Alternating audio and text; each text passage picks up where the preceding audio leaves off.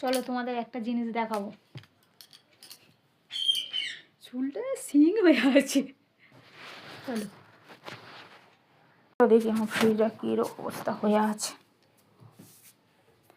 এই দেখো না, বরফ টরফ জমে একাকার, এরকম জমে যায় মাঝে মাঝে। একটুখানি ফ্রিজটা বন্ধ করে রেখেছি, একটু গলে গেলে কিছু দিয়ে ছুরি টুরি দিয়ে কিছু দিয়ে ভাঙবো, ভেঙে পরিষ্কার করে নেবো, একটু পরে করব। চলো তারপরে আমার ভগবানের সাথে দেখা করিয়ে দিই তোমাদের।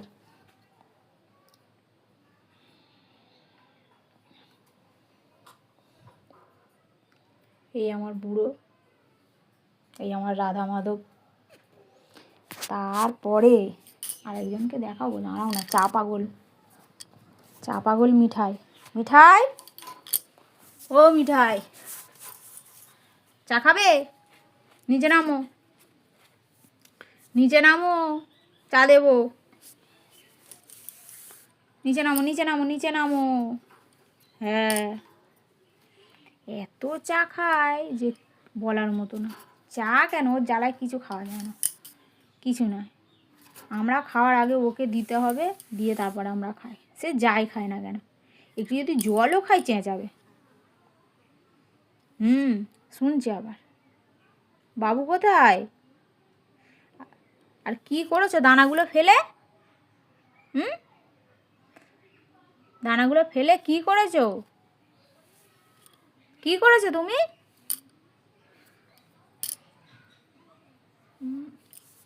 একে যখন পেয়েছিলাম ছোট্ট মতো, সেই মিঠাই আজ কত বড় হয়ে গেল। আর এত এই কদিনে এত গা ঘেঁষা হয়ে গেছে, মানে কি বলবো তোমাদের। একে ছেড়ে কোথাও থাকতে মায়াও করে, মানে একে ছেড়ে থাকতেই পারি না। খুব চিন্তা হয় যে কী খাবে না, আর আমরা কোথাও চলে গেলে একদম খাবেও না, আর কিচ্ছু করবে না। একদিনের জন্য যদি কোথাও রেখে যায়, চেঁচিয়ে মাথায় করবে। এই তো পুজোর সময়, এর জন্য তো কোথাও যায় না, খুব একটা যাওয়া হয় না। ওই গেলে হয়তো সকালে যাওয়া হয়, আবার চলে আসি। সে নবমীর দিনে মাদের বাড়ি গিয়েছিলাম, এসে মানে পাড়ার লোকের কাছে শুনছি এত চেঁচানো চেঁচাচ্ছে, বলছে আমরা তো ভেবেছি ও মরেই যাবে, মানে এত চেঁচাচ্ছে। এমনই অবস্থা।